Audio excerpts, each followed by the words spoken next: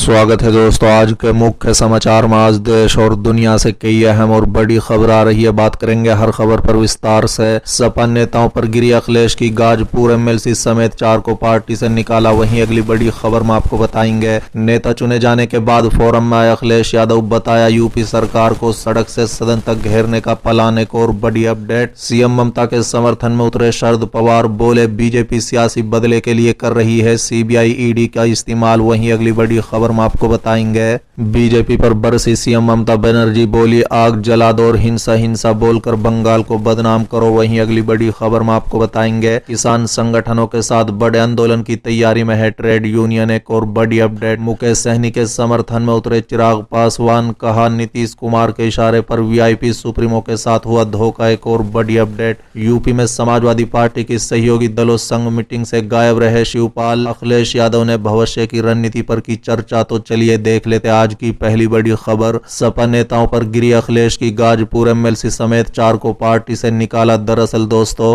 Samajwadi party ने विधान परिषद चुनाव में कथित तौर पर पार्टी विरोधी गतिविधियों को लेकर मुख्य अखिलेश यादव ने पूर्व एमएलसी समेत 4 पदाधिकारियों को पार्टी से निकाल दिया है। बता दें कि विधान परिषद में समाजवादी पार्टी के पूर्व विधायक कैलाश सिंह को पार्टी से निकाल दिया गया है। इसके अलावा पार्टी पदाधिकारी रमेश यादव, विजय यादव और उपेंद्र यादव को भी पार्टी से बाहर कर दिया गया है। बता दें कि प्रदेश अध्यक्ष नरेश उत्तम पटेल की ओर से जारी पत्र में कहा गया है कि स्थानीय प्राधिकरण निर्वाचन क्षेत्र विधान परिषद जनपद गाजीपुर के चुनाव में समाजवादी पार्टी का विरोध करने पर उपेंद्र यादव, विजय यादव और अन्य को समाजवादी पार्टी से निकाल दिया गया है। बता दें कि उधर समाजवादी पार्टी के प्रमुख अखिलेश यादव ने मंगलवार को पार्टी के सहयोगी अपना दल सुहेलदेव, भारतीय समाज पार्टी और राष्ट्रीय लोक दल के नेता के साथ बैठक की और भविष्य की रणनीति पर चर्चा की। बता दें कि अखिलेश के चचा शिवपाल, जिन्होंने जसवंत नगर से सपा के टिकट से चुनाव लड़ा था, बैठक में मौजूद नहीं थे।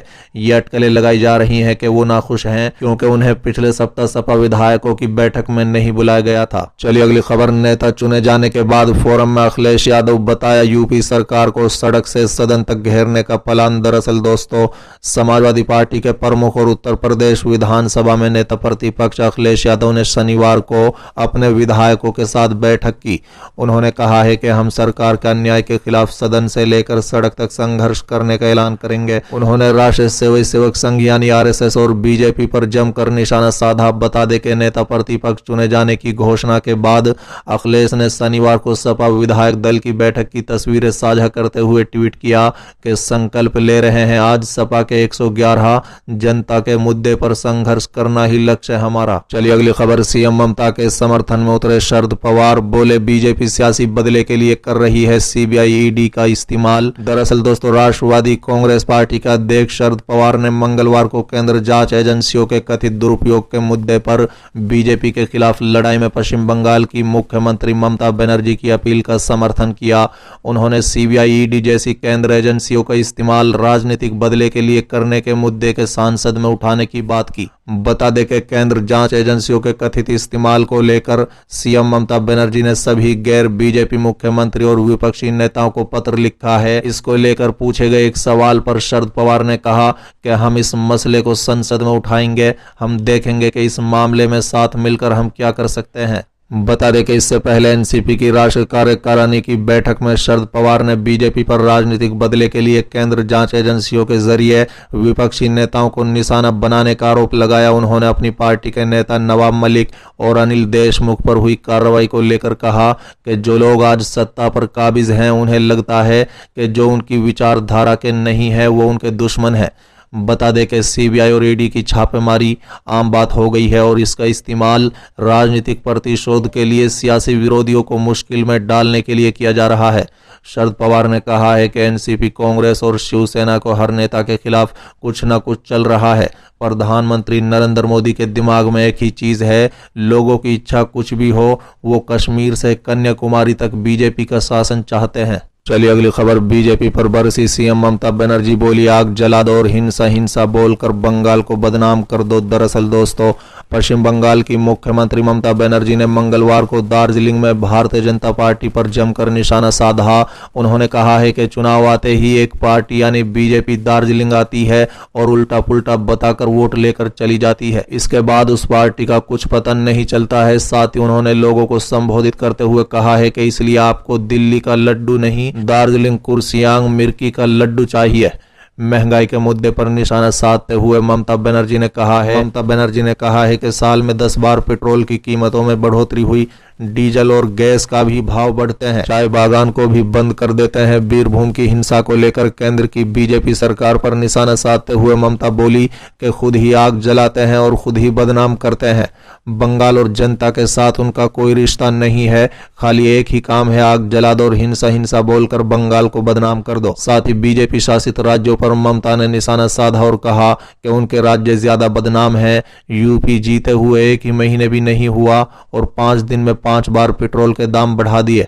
उन्होंने कहा है कि रूस यूक्रेन का युद्ध हुआ तो हमने कहा कि जो भी बच्चे युद्ध से आ रहे हैं उनकी पढ़ाई का यही इंतजाम किया जाए, तो कल संसद में बताया कि ऐसा नहीं हो सकता। चलिए अगली खबर, किसान संगठनों के साथ बड़े आंदोलन की तैयारी में है ट्रेड यूनियन। दरअसल दोस्तों, केंद्र ट्रेड यूनियनों की हड़ताल दूसरे दिन भी जारी रही। दिल्ली में जंतर मंतर पर जोरदार प्रदर्शन किया गया। अखिल भारतीय ट्रेड यूनियन कांग्रेस के महासचिव अमरजीत कौर का दावा है कि हड़तालों में 20 करोड़ से ज्यादा लोग शामिल हुए। बता दें कि केंद्र ट्रेड यूनियनों का संयुक्त मंच आने वाले महीने में किसान संघों के समर्थन से बड़ा आंदोलन शुरू करने की योजना बना रहा है। बता दें कि केंद्र ट्रेड यूनियनों की मंगलवार को समाप्त हुई राष्ट्रव्यापी आम हड़ताल के विभिन्न क्षेत्रों के मजदूर वर्ग और विभिन्न वर्गों से भी प्रतिक्रिया मिली है। बता दें कि आम हड़ताल के दूसरे और अंतिम दिन विभिन्न क्षेत्रों के कार्यकर्ताओं के साथ नेता केंद्र सरकार की नीतियों के खिलाफ प्रदर्शन करने के लिए नई दिल्ली के जंतर मंतर पर एकत्रित हुए। चलिए अगली खबर, मुकेश सहनी के समर्थन में उतरे चिराग पासवान, कहा नीतीश कुमार के इशारे पर वीआईपी सुप्रीमो के साथ हुआ धोखा। दरअसल दोस्तों, लोक जनशक्ति पार्टी का अध्यक्ष और सांसद चिराग पासवान ने सीएम नीतीश कुमार पर एक बार फिर जमकर हमला बोला। इतना ही नहीं बल्कि एक बयान से यह भी दिखाया कि वो मुकेश सहनी के साथ हैं। चिराग ने कहा है कि मुकेश सहनी के साथ नीतीश कुमार के इशारे पर ही धोखा हुआ है। वो सोमवार को दरभंगा में एक प्रेस कॉन्फ्रेंस कर रहे थे। बता दें कि दरभंगा दौरे पर चिराग पासवान ने नवनिर्वाचित पंचायत प्रतिनिधियों से एलजेपी उम्मीदवार विपिन पाठक के लिए वोट देने की अपील की। इस दौरान चिराग पासवान सीएम नीतीश कुमार पर जमकर गरजे। उन्होंने कहा है कि नीतीश कुमार को बर्दाश्त नहीं हो रहा है कि बिहार की सबसे बड़ी पार्टी उनकी पार्टी नहीं बीजेपी है, इसलिए उनको नुकसान पहुंचाना उनका लक्ष्य है। उन्होंने सीधा आरोप लगाया है कि मुख्यमंत्री नीतीश कुमार के इशारे पर ही मुकेश सहनी के साथ धोखा हुआ है। धोखा देना उनकी आदत बन गई है। बता दें कि चिराग पासवान ने कहा है कि लोकतंत्र में जिस तरह से गठबंधन के धड़क दलों को सम्मान देना चाहिए, नीतीश कुमार ने आज तक नहीं दिया।